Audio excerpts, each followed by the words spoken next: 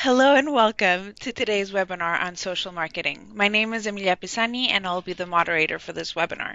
As such, I would like to give a warm welcome to Astrid and Lydia, who have agreed to share some of their knowledge with us today. We're very honored to have you here and are looking forward to listening to your insights and recommendations on social marketing and district heating. It's a very interesting subject because we do not often talk about companies' non-market strategies, but often these strategies have the greatest impacts. As you can see on the agenda shortly, first Astrid will introduce the concept of social market and how it's been implemented by the city of Rotterdam to improve social acceptance, particularly of the energy transition. Then Lydia will present the particular case of a neighborhood in Rotterdam where they are phasing out the use of gas and transitioning to more sustainable heat sources. To facilitate the transition and enlarge the acceptance of homeowners, they have been implemented social marketing techniques. So without further ado, let's get started. Astrid. Astrid Madsen has been working for the city of Rotterdam since 2000. She has been active on a wide range of topics, from wastewater maintenance to heading the realization of the Olympic rowing course in Rotterdam. In 2004 and 2009, she left the city to work abroad with Doctors Without Borders. As program manager for the energy transition, she now works with many stakeholders to facilitate and coordinate the transition towards a CO2 emission-free built environment. Ms. Madsen holds a Master of Science degree from the Twente University in the Netherlands. Astrid, according to Wikipedia, social marketing seeks to develop and integrate marketing concepts with other approaches to influence behaviors that benefit individuals and communities for the greater social good. What exactly does this mean, and how is this relevant for district energy systems? Astrid? Yes, well, first of all, thank you for the invitation, everybody. I'm pleased to tell you something about social marketing and even more pleased that we can tell you about some research we already done in the city. So first, a little bit social marketing. Actually, Emilia already said it nicely. Social marketing is not about social media, it's about marketing, basically, about Astrid, before you promoting change, continue, but would then you on a mind taking social over platform. as a presenter so we can see the slide you'd like to show us? I'm sorry. Could you take over as a Oh, presenter so you can move forward and backwards between the slides? Great, thank you. working on it.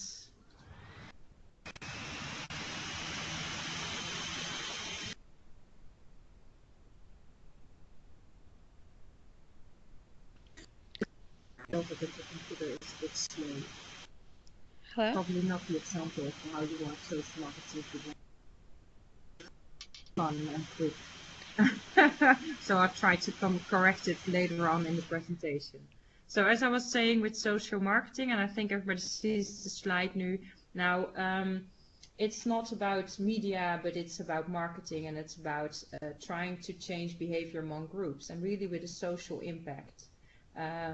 And it tries to connect interventions like you use in marketing to target groups to achieve specific behavioral change. And the starting point with every marketing is creating social value, or creating value. So why would we talk about it with district heating? It's district heating in itself is a means. We need to have less CO2 emissions in the world, and one of the things that asks a lot of heat is the way we heat up our houses. District heating is a wonderful way of getting to a low CO2 emission way of heating up our houses. But heating up our houses in a different way with district heating makes a big impact on people, and people need to agree on it. They need to behave differently, and they need to make choices that are really about them and about the way they live. So we thought it might be interesting to look at how social marketing might work on district heating process. And Lydia will tell you a little bit more about that. But first, how does social marketing work? It's different from communication, where communication really is about creating your message and communicate the message to your target group or your client. Social marketing really starts with the client, starts with what does the person think is important, understand the client, and then gain insights and use that to talk to the client. So it's really the other way around.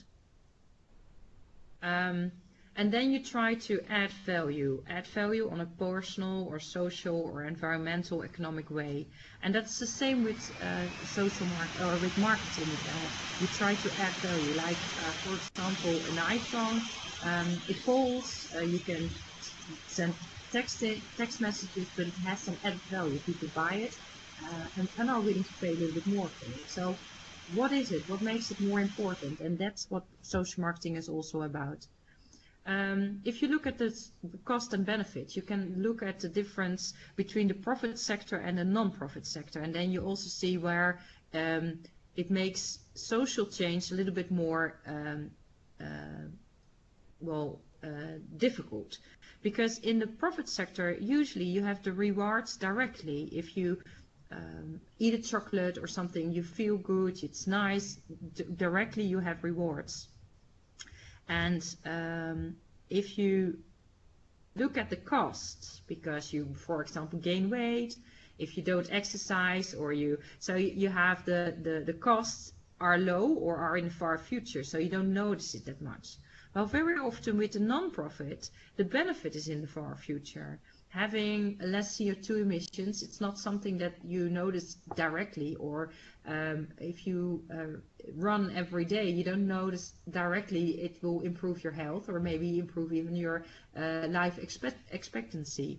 And the costs are right now and high sometimes, so because you need to overcome something, or you need to choose not to smoke your cigarette or something. So it's really difficult to get to the right cost and benefits, and that's why social marketing is quite a challenge to make sure that you people do the right thing and make it easy to access. So how does social marketing work? Well, first of all, we must understand that 90% of our actions are unconscious. We do things based on emotions or habits or whatsoever. So it's not so easy to influence people and change behavior or change the way people think about it. Social marketing is about creating more benefit on the short term, reduce the cost on the short term, so make it more accessible, and mainly make it fun, easy, and very popular. The social marketing really focuses on the middle group. Basically, you have always the front runners, the people who do things, are innovative, like to change. Those are the show me people, the people who just need to see an example and go for it. They are willing to try new things. And then you have got a group that's lagging behind, the people who don't want change, who don't want to do anything. Basically, they say, make me do things, so that you will not reach them by communication or by encouragement or whatsoever. They need to be pushed and with laws and regulations. But the middle group, the biggest middle group, is a group that might be able and wanting to do things, change, but they need a little bit help. And social marketing really focuses on that middle group, the help me group. So if you look at the social marketing, if you look at the problematic behavior, you have temptation and rewards, and barriers and blockades. For example, if you look, smoking, social marketing really got big in the healthcare world. So that's why I've got some examples, especially on healthcare related topics. And it's easy because we understand it. So behavior, problematic behavior, it's for example, smoking, the temptation is high, you've got instant rewards, and the barriers and the blockades, I mean the health issues are of later interest. The good behavior, you need to think about it. The good behavior in essence is not so much not smoking, but maybe it's good behavior saying no to the cigarette. So you need to make it easier for people who want to start smoking to say no. You have to reward them. So you have to look at that. So what do you want to do? You want to reward the temptations and the good of the good behavior. You want to make it. You want to make people who say no to smoking tough and cool and better. So you make it easier for them to say no. You want to reduce the barrier. So you want to make them feel better about it. And the same is with the problematic behavior. You want to reduce the reward. So make it maybe more expensive to buy a cigarette, or and also make the barriers and blockades bigger. So inform them about the consequences of their behavior. And how do you do that? You have sort of an intervention mix, that's how we call it. And basically you can choose different ways of communicating and interventions. So you've got at the left one a hug. And basically you see there police officer with flip-flops. In England there was this problem with ladies who went to the hospital and ended up in the hospital after nights drinking because they walked home on high heels. And the emergency room really had a huge amount of patients coming in, and they said, well, we can't handle them all, so we need less patients, obviously. Initially, I think the first response would be, well, the ladies should drink less. But social marketing is about, well, what makes them tick? And making them drink less was probably not very easily done. So in the end, they sent the police officers on the street with flip-flops, and they handed out the flip-flops after going to the bar and said, well, why don't you walk home on flip-flops? And with that, the number of injuries really dropped, and the ER was really, well, had so many less patients that they didn't have a problem anymore. And also the relation with the police really improved. So a hug is really a sort of an active and positive incentive to change people. But you can also do an active one with a smack. Basically, a smack, which basically is a rule. For example, in New York there was this ban on big soda. You couldn't buy soda anymore in big buckets, or with a liter or something like that. So that's really an active decision, but a punishment. And then you've got the more subtle ones, the passive ones. A nudge, which is a little bit a positive thing. You see there bikes. In the Netherlands we have, at almost every train station you can rent a bike. So if you go by train, then you can rent a bike and you can easily go to the place where you have a meeting. Which is really a sort of an incentive to use trains. It's very easy to travel. So that's a nudge. And the shove is taxation, for example. So if you have taxation on cigarettes, taxation on fossil fuels and so on, those are just, you don't see them, but they're sort of a push or a shove into the direction of creating a barrier. But to know what kind of interventions you use, you need to understand what you're dealing with. And there's no one size fits all. I mean, you have different places, different ideas. This is an example of the bus. And in London, basically, people said, we all use the bus. It's cheap, it's fast, regular. While in New Zealand, the bus was considered a loser cruiser, and it was complicated and slow and not safe. And basically, if you looked at the schedule, if you looked at the buses, there were no difference. They were the same, they were functioning the same, they were actually accurate and perfectly, but the people perceived it differently, and they were considered differently. So improving the bus system was not the solution of getting people on the bus. They needed to have different kind of incentive and also different kind of information. So you need to understand what makes people move. And you need to know your target group. Well, this is a little test. It's a male born 84 British, well-known family. And then you might think, okay, now I know my target group quite well. Well, probably you don't, because both fit this target group. But as you might understand, you don't need to, or you probably will not need to address them the same way. So understanding a target group is much more than just having some democracy kind of data, but it's really about understanding what they find interesting and important in life. Then what you must understand is that we are having a thing which is called confirmation bias. Basically, it says that we accept information that we already believe is true. And just go for a second and think about yourself and the last time somebody said to you, for example, district heating is really a shitty solution.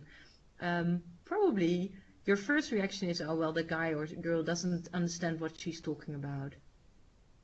And that is because you have your worldview and your things of how things are and should be. And if somebody agrees with that, you sort of think, oh, well, that's a smart person and that's nice. And if the person doesn't agree, you have the tendency to think, well, you might be wrong or doesn't know exactly. So we don't have the tendency to listen to things that are not actually fitting our way, the way we look at the world. So that's complicated. So we need to think about how you communicate. And then even if you accept the facts, there's a difference between knowing and doing, as we all know. So then you have to think about the target group. So how do you respond to a target group? Well, we all understand that sniffing glue, I just assume this group knows, is not a good idea. So you could put down a message saying, don't sniff glue, it's dangerous. But the reaction to that, it might depend for the target group. There might be a target group that says, oh, I would never do that. So why? I didn't even need to target them. There might be a group that says, so what? So apparently this message didn't work. There might be even a group that says, oh, that's not my cup of tea. It's children's stuff. Basically, we need to address something else with that group. And there might even be a group that says, wow, interesting. Can I use sniff glue? So then I actually reached the opposite of what I wanted to reach. So really understanding your target group is very important in how you communicate and what kind of interventions you choose. So, for example, the installation of an attic. This is a story that happened in I think it was London, and they had an incentive on insulating the attic, and it didn't really work. People didn't start to insulate the attic at all. So they increased the rewards. They said, okay, you get more subsidies to do it. And they kept on increasing the temptation and the rewards, but nothing happened. And finally they said, okay, we need to find why it doesn't work. So they looked further and they found that there was a huge barrier. You need to clean up your attic before you can insulate it. So only after the barrier was taken away, because the subsidy could also be used for cleaning up the attic, it started to work, because people were helped, really seriously helped with the solution. So that is about social marketing in a nutshell. And I think the question were at the end.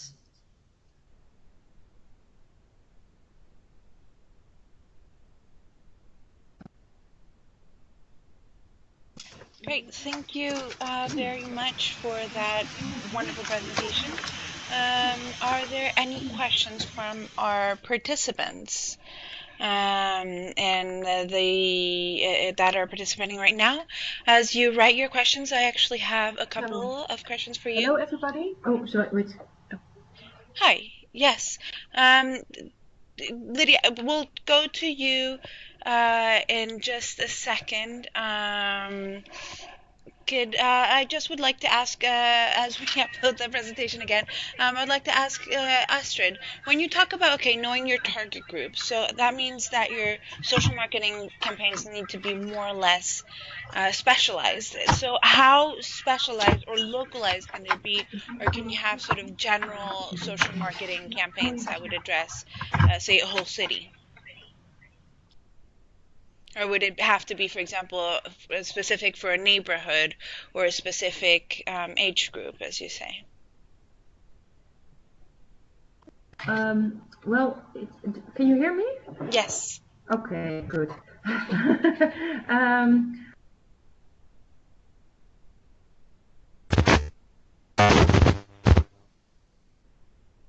Hello, Astrid?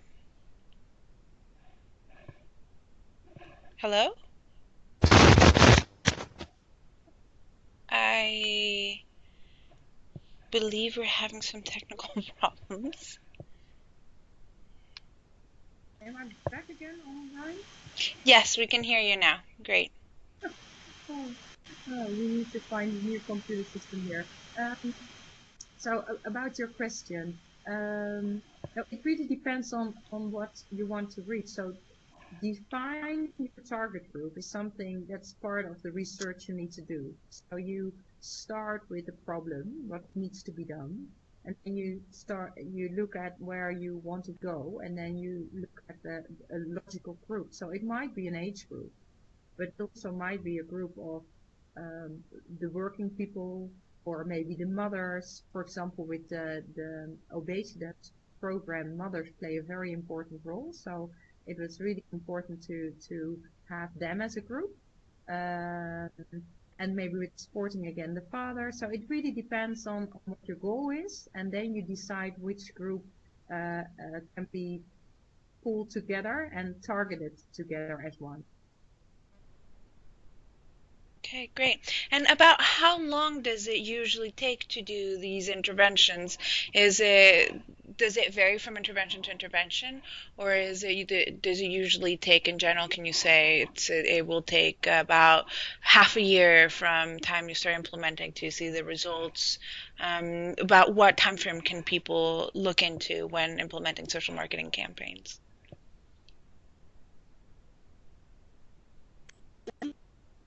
Again, that's what you want to reach. I think Lee can tell a bit about the interviews, because you need to interview a lot of people to get really inside information. So that will take a few months just to get the interviewees get scheduled and have talks for how to know a person with a reasonable target group. So it takes a few months to really get enough information.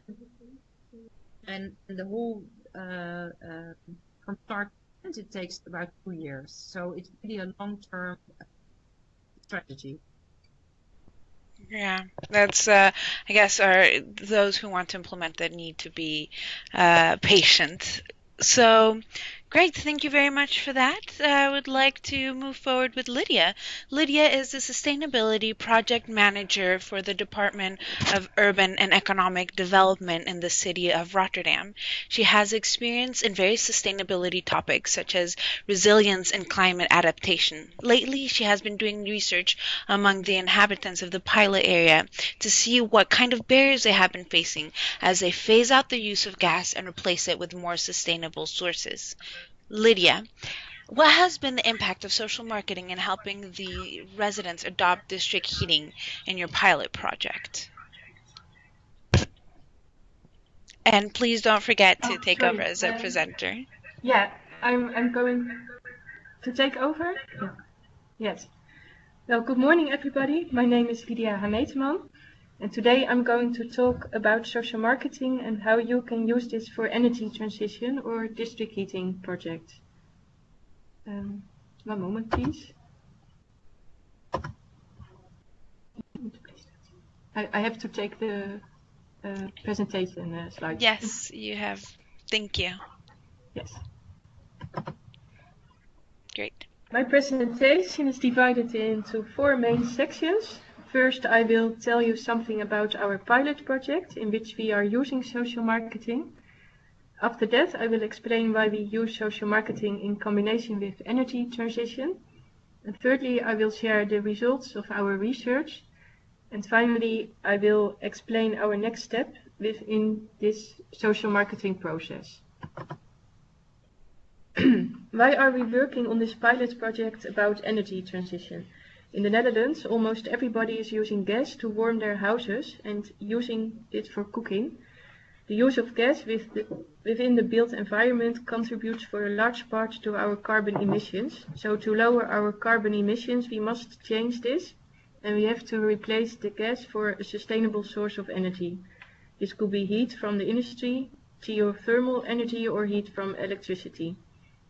In Rijendijk, we are investigating what will happen if we are going to replace the gas for something else. How can we do that and what's possible? What are the costs for such a transition? And also very important, how will the inhabitants react on such a change? The learning experience from this pilot we can use to upscale it to other parts in the city. We choose the location of our pilot with our heat opportunity atlas. Here you can see the atlas. The big circles are the locations with a good potential for district heating. As you can see here, there are more areas with a lot of opportunities, and this is the one we choose for our pilot project. So why did we choose this area? Well, that's because the neighborhood has many apartment buildings with a collective heating system. Those are the green blocks marked on the map. With those systems, it's easy to change the energy source. If all the apartments have their own heating system, it's more difficult to change this within an apartment building. It also has a good combination of homeowners and social housing. About 65% is social housing. And for the social housing, we can make an agreement with the social housing companies. With this group, we can create a large number at once. The other group, the 45%, consists of homeowners and private landlords. It's difficult to let them change their energy source for heating and cooking because of our laws. In the Netherlands, we are obliged to connect a house to the gas distribution network if a homeowner has asked for this. So we can't force someone to change this. Another reason is that it's close by the district heating network. It's a little bit small, but you can see the red thin line at the bottom of the map. That's the existing district heating network. And another reason is that the municipality is going to replace the sewage in this neighborhood. And if we combine the replacement with the needed infrastructure for energy transition, we may save some costs. Well, there are a lot of people living in this neighborhood.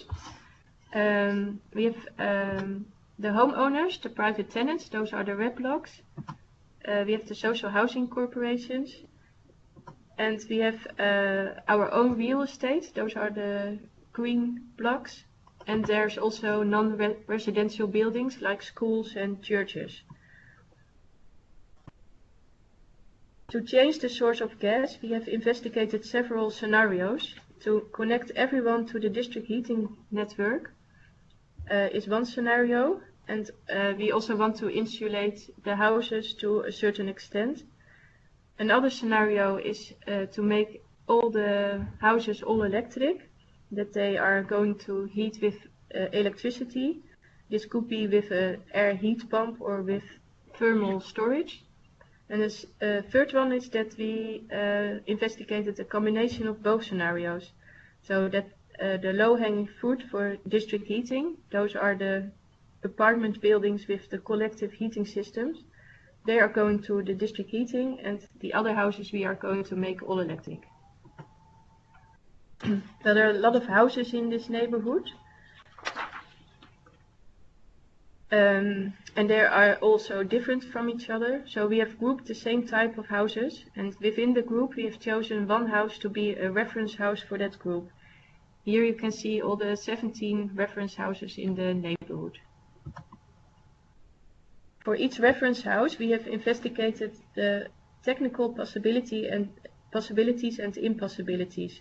For the all-electric solutions, we have made a quick energy scan of the houses because we needed to know what kind of insulations the houses have and which insulation is needed if they are going to be all-electric. Also for the district heating solution, we have investigated how the reference houses can be connected on the district heating network. This is difficult because the current heating system, the gas boilers, with the distribution pipes are most of the times located on the attic, and the distribution system of the district heating is always located on the ground floor.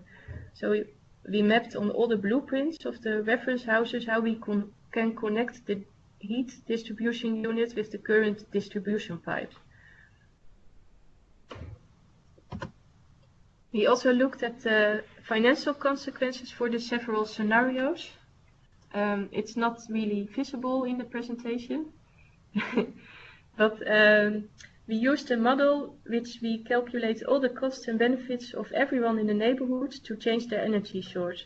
So this includes, for example, the cost to adjust your home to have a low temperature heating system, or the cost of a new infrastructure like the district heating network. After that, we have chosen the scenario with the lowest costs. That's for this case, it's going to be the scenario with district heating and insulation. Finally, we wanted to have insights in the needs and obstacles of the homeowners and tenants to change their gas connection into a sustainable source of energy, like the district heating or all electric. And we are using social marketing for this. So why do we use social marketing? That's because energy transition will lead to changes in the home of the inhabitants and in their behavior.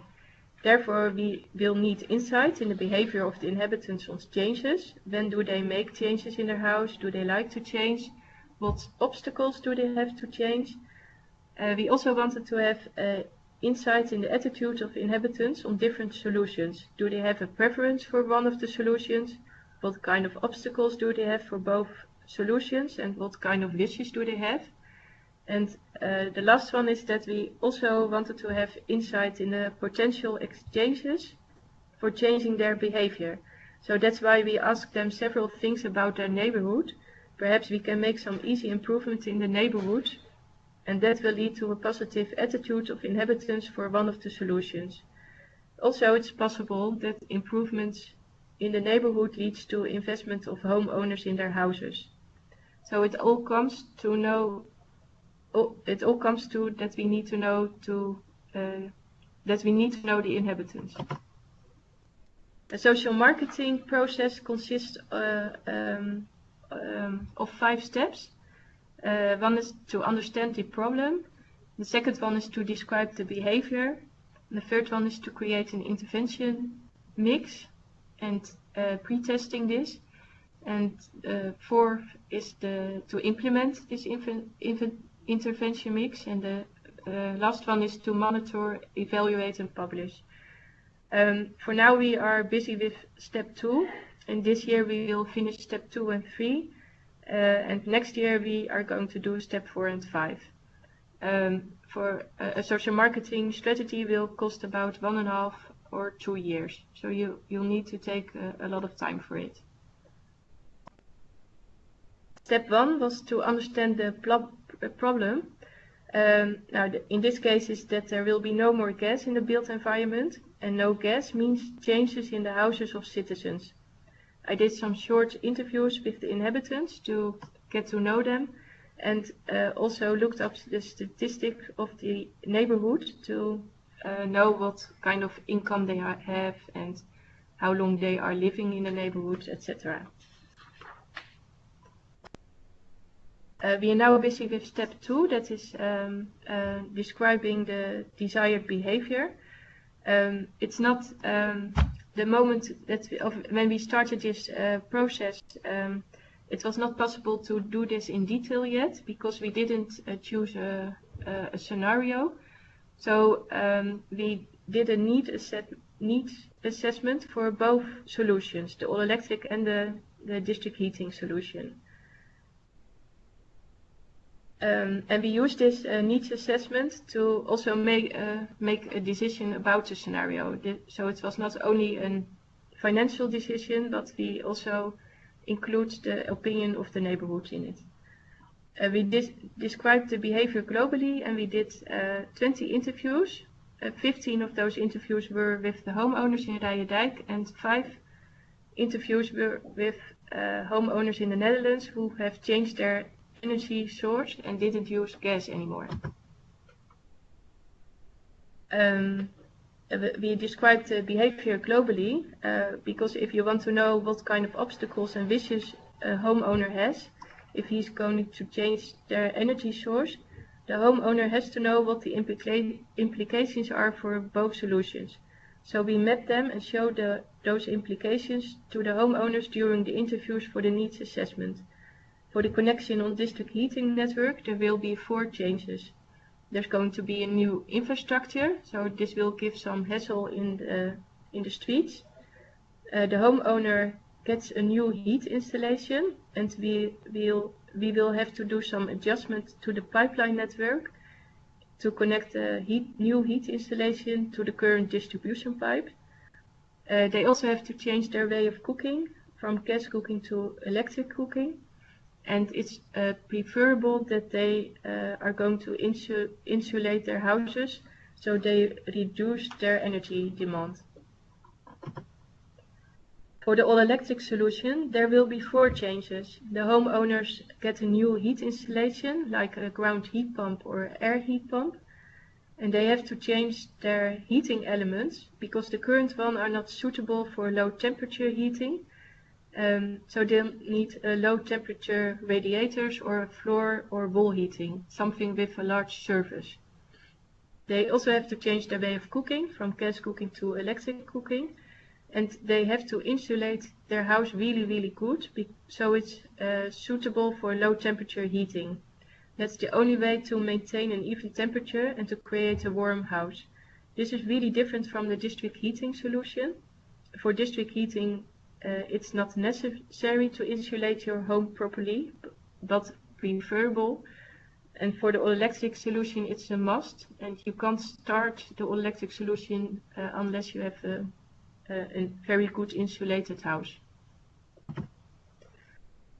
The purpose of our needs assessment was to get to know the reaction of the inhabitants on changes in their homes and in their neighborhood, to know what their opinion is of their neighborhood. We also wanted to get to know the perception of the homeowners on both solutions, the district heating and the all-electric one. We also wanted to get some leads for the cost and benefits for the homeowners. When are they willing to change? And we also wanted to learn from the experience of people who have changed their energy source and didn't use gas anymore. And perhaps we can use those learning experience for approaching the inhabitants in Rijendijk. The results from our needs assessment. What do people think about changes in their house and in their neighborhood? A lot of people we have interviewed have made changes in their homes. Those changes had nothing to do about sustainability, but more on making their home more beautiful and creating more space. So you don't have to address the topic sustainability, because that doesn't really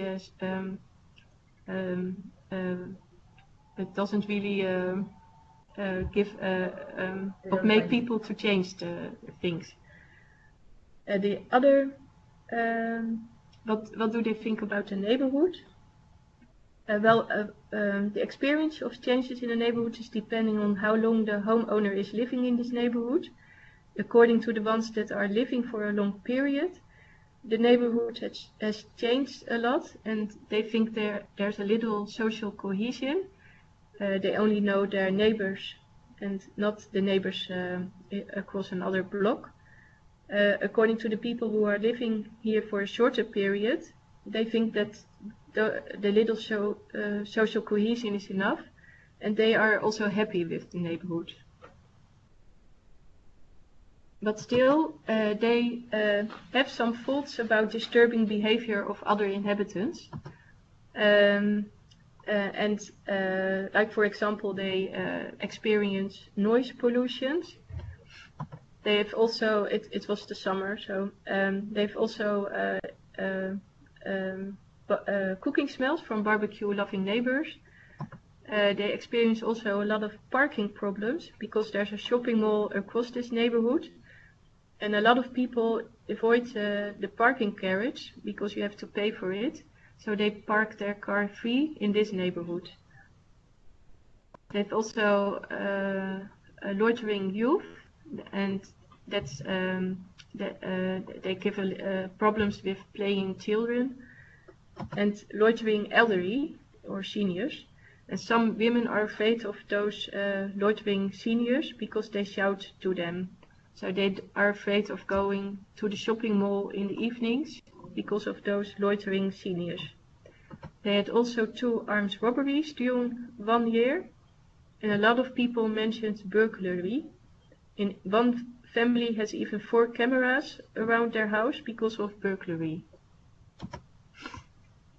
So what is the perception of homeowners of district heating and all-electric?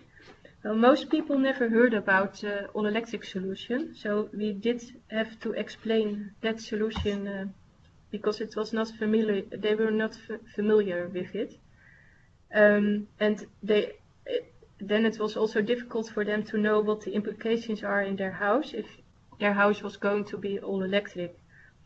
Almost everybody had heard about district heating, and most of the time they heard about it from friends, and if their friends had a good experience with district heating, they had a positive attitude, and if their friends had a bad experience, they had a negative attitude. Also, a lot of times they mixed up the district heating with a collective heating system. Overall, district heating was more chosen by the inhabitants because it's more easy to understand and also easier to realize than the all-electric solution, and it's also less expensive.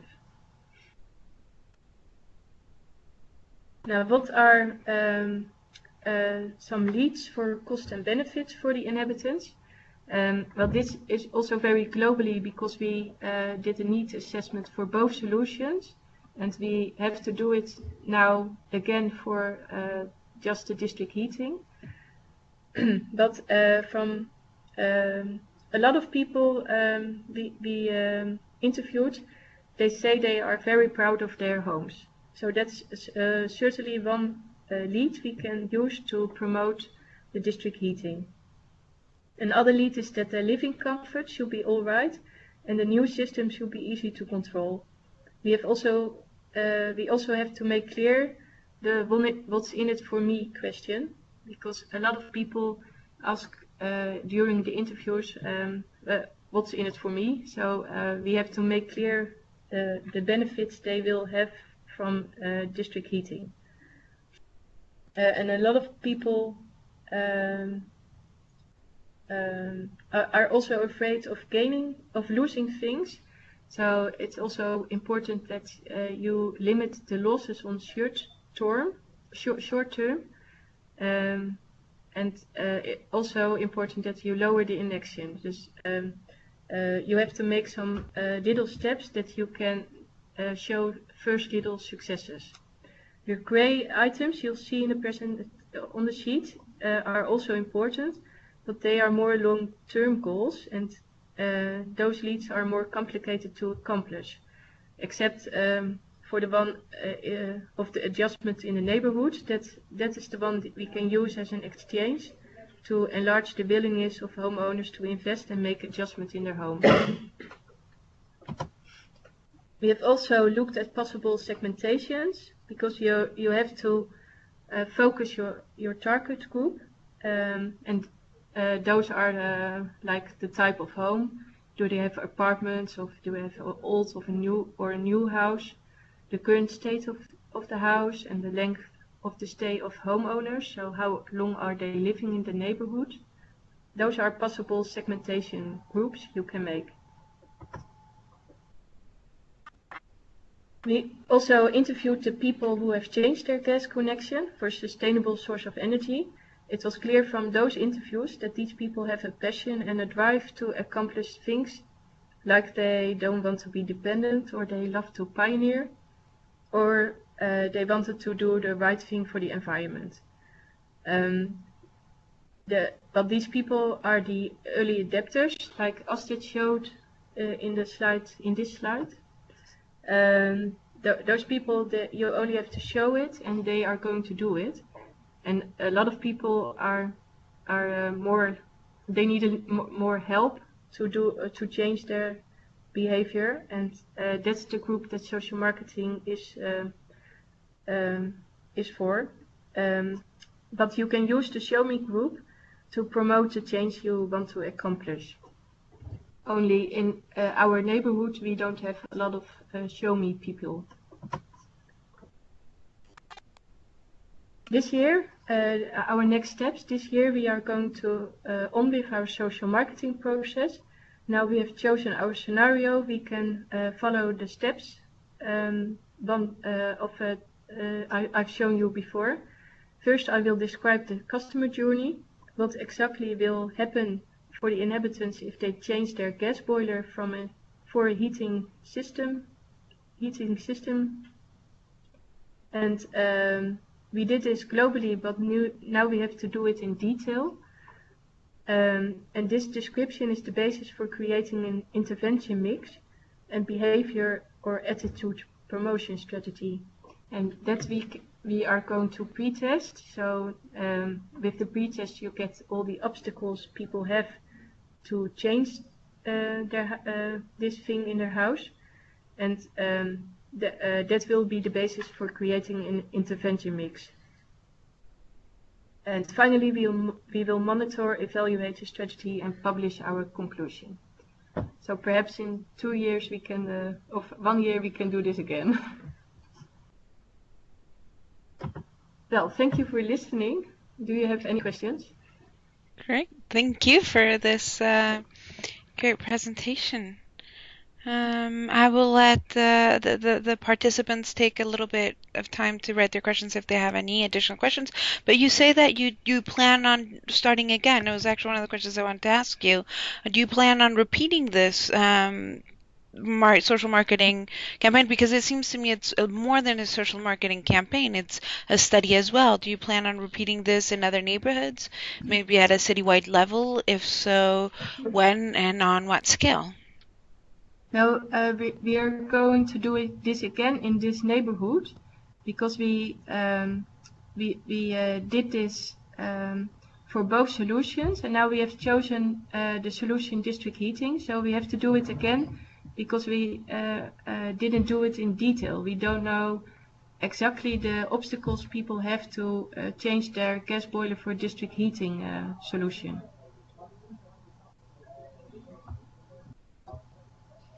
Great, thank you. And also, you talked about the different groups that are settled in this neighborhood.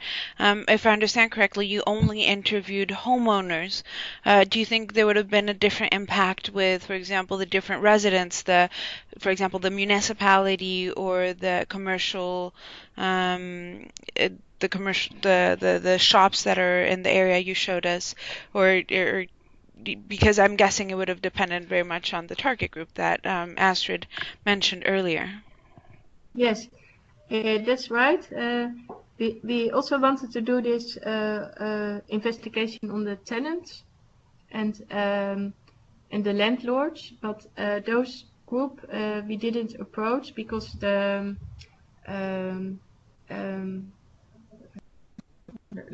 housing corporations needed to agree on it. Yeah, the housing corporation, the tenants from the housing corporations, they didn't want to do it at first, this investigation. So we only did it with the homeowners.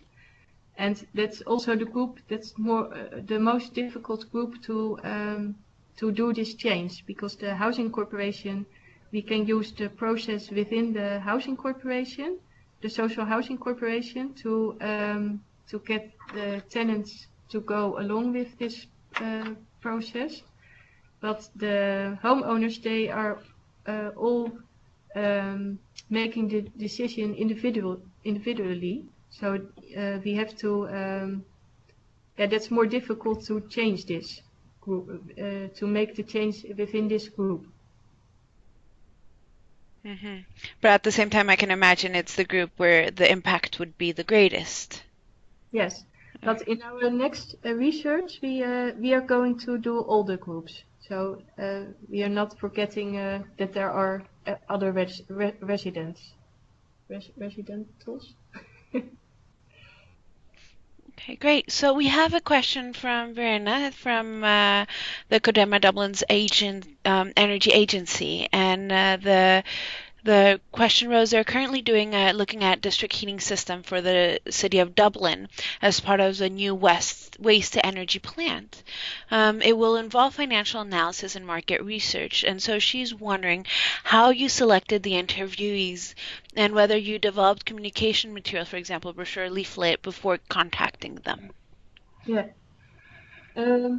Well, I just rang the doorbell if they wanted to work on the interviews, and there was also a financial reward for doing an interview. So it was just going door by door.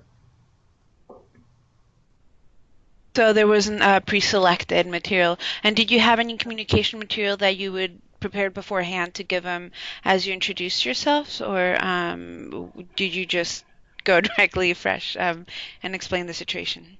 Yes, I explained the situation when I talked to them on the doorbell. For the people who weren't at home, I did a letter in their mailbox, but from those people I didn't get a reaction. Only the people that I spoke personally, their selective group wanted to participate in the interviews. And what was the reaction rate? Was there, of those who you managed to talk to, was it hard to get people to take the time and participate in this interview, or were people rather open and happy to help out and involved and excited about the project? Well, we should what do that? Seduce them? Yeah, we seduced them a little by that. It was going to be an interview about their house and their neighborhood, so we didn't mention the energy transition subject. And people love to talk about their neighborhood, so that was an incentive to participate in the interviews. So I guess the lesson is to get them hooked on a subject that they're interested in. From all this experience, what are your lessons learned? What do you definitely plan to do again for next time, and what will you avoid or do differently for next time? Well, I think one is sending letters doesn't really work. It sounds like easy because you have, with a one letter you can reach a lot of people, but in the end you don't get a response. So although it sounds like very labor intensive to go there and ask people live, it's basically the only way to reach the people. So I think that is a big lesson learned, and also for the process next, because you need, if you really want to understand what people think and feel and what they value, you need to also show them that you value what they say. So having an interactive discussion and have a talk with them, it is important to go there and be there. And I think what really helped is they had the interviews at the homes of the people. So you have them in their own setting, in their own living space, and that really helps, I think, gaining information and getting a true talk. And I think people like to talk about their house and what they're proud of, and I think that is the essence of also with social marketing. It's to understand people and to really see what they value, and so I think that is very important. Yeah, and another thing is that people are not very interested in sustainability, and also not in reducing their energy demand, so they can save costs. That's not a thing. In this area, yeah. Yeah, in this area. Yeah. So if you're going to address that subject, they are not interested. Mm-hmm. And do you think, you came in from the city perspective, so I guess that opened up certain doors, but we have many representatives from our participants that are representing private companies or public-private companies or private companies that are owned by the city. Do you think that the fact that you came from the city opened doors, or on the contrary, it was harder for people to open up to you? And how do you think it would be, do you think there would be a great difference if it were a private company, for example, if it had been Warmth of a Bedrijf, who had come and done these interviews and the social marketing? Yeah, Yeah, that's a good one. That I'm from the city of Rotterdam. That really helps to get in the homes of people, and I can imagine that someone doesn't open his door easily for the heat companies. So it helps if you could do it together with someone of the municipality. Of course, and since it is the for the benefit of the community, so it's of course in the interest of the municipality. But what would you do? What if there's a conflict between what's important to the end users, to the homeowners, and what you want to accomplish? What do you do then? Well, I think if you look at the energy transition, you're having benefits, and some of the benefits are capitalized into money, but some of the benefits aren't, like the reduction of emissions, yet is not valued in money, so it's not valued in the business case. The costs, however, are. So the costs are many of the costs are at the homeowner's end. So making the transition possible will need a different way of looking at the cost and benefits, and will need a different way of financial instruments and supporting systems. Because in the end, if you want people to change into a low carbon energy system, it needs to be either enforced, then you need law and legislation, or you need to make it so attractive that people are wanting to do it. But ending up with all the costs at one end is not, I think, a way of convincing people to go along with it. So besides understanding and looking at what do people think is important, you also need to think about new financial instruments. Great, thank you. So, unless there are any additional questions from our participants, I would like to thank you both for this discussion and for taking the time of joining us and sharing your knowledge with us.